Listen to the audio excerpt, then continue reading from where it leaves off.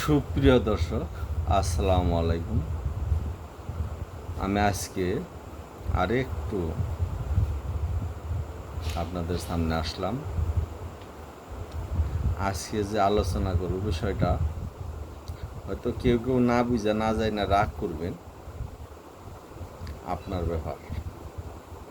আজকে যে বিষয়টা নিয়ে আলাপ করব যে টাকার চাইতে বড় ধর্ম, অর্থের চেয়ে বড় ধর্ম, বড় কর্ম আর কোনোটিই নাই। এর বিষয়বস্তু আমি কিভাবে শুরু করতে পারি আমি বুঝতেছি না। মনে করেন সমাজে যার টাকা আছে সে কি করলো না করলো কারো কোনো মাথা ব্যথা নাই, কোনো ধার্মিকেরও নাই, কোনো নাস্তিকেরও নাই, কোনো আস্তিকেরও নাই, কোনো সমাজপতিরও নাই, কোনো মাতবরেরও নাই, কোনো সাধারণ মানুষের তো সাহসই নাই। মনে করেন যে এক ব্যক্তি সুদখোর, সে জিনাগারের বিচারে যায়। ঘুষখোর, সে জিনাগারের বিচারে যায়। জিনাখুরেও জিনাখুরের বিচার করে। যেমন এক জিনাখুর আছে কিন্তু মানুষ জানে না, সে ধরা পড়ে নাই, প্রতিনিয়ত সে ব্যভিচার করে যাচ্ছে, সমাজে কেউ জানে না, জানলেও যায় আসে না। সেই ব্যক্তি আবার নেতৃত্ব দিচ্ছে আর একজন ব্যভিচারবাদ ওই জেনার বিচার কাজের জন্য। সমাজের মধ্যে যারা দরিদ্র শ্রেণী, অসহায় শ্রেণী, তাদেরকে সবসময় চাপ দিয়ে রাখা হয়েছে। তার জন্য ধর্ম, ধর্মের আইন, সমাজ, সমাজের আইন, তার জন্যে রয়েছে দেশের রাষ্ট্রীয় আইন। তা আমি সমাজের কথা বলব। দেখবেন যে একজন সুদখোরের কথা আমি বলবো না, যত প্রকারের অকর্ম আছে, এক কথা যে সে হালাল খায় না, হারাম খায়। সেই হারাম করে আর একটা বিষয়ে সে ফতোয়া দিচ্ছে। এই জিনিসটা একবারে বেমানান। আমি আরও যদি ঘুরাই যাই, যে ছোটোবেলায় দেখতাম প্রতি বাড়িই প্রায় বৈঠকি গান হইতো, বাউল গান হইতো, সবাই সবাইকে সহায়তা করত। ওইটা ওই এলাকার যত পরিবার আছে, যত বাড়িঘর আছে, সবাই নিজেদের অনুষ্ঠান মনে করে অংশগ্রহণ করত। আর এখন কিছু লোক, তাদের ভিতরে দোষের অভাব নাই, সে ওই পীর ফকির, তরিকা জগৎ, গান বাজনা, এটার বিরোধিতা করেছে, সমাজে সম্মান নেওয়ার চেষ্টা করছে। অথচ তার ভিতরে দোষের কোনো অভাব নাই।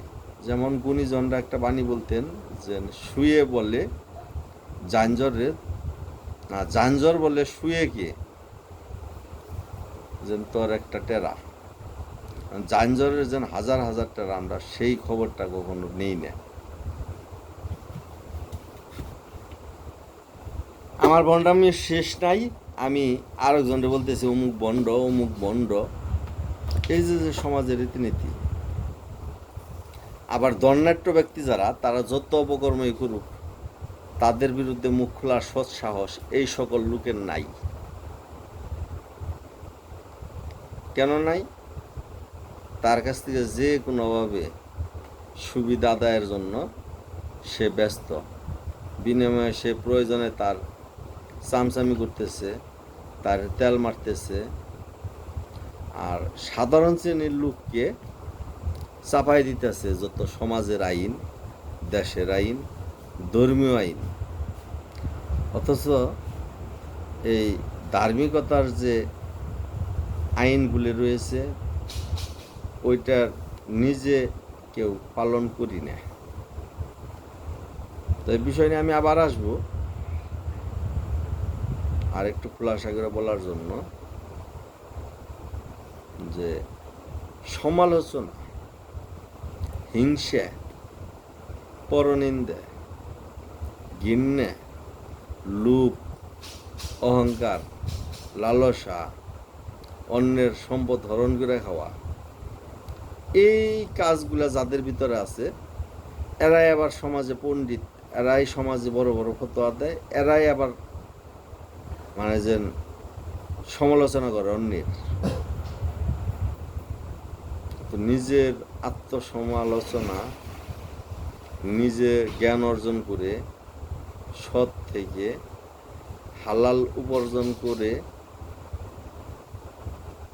কেউ নিজের সমালোচনা করতে পারে না। সকল সমালোচনা হয় যারা দোষী তারা আরেকজনের সমালোচনা করে, তার দোষ থাক আর না থাক। এটা আমাদের বর্তমান সমাজ ব্যবস্থায় চলতেছে। মুরব্বীরা বলছে যে এমন দিন আসিবে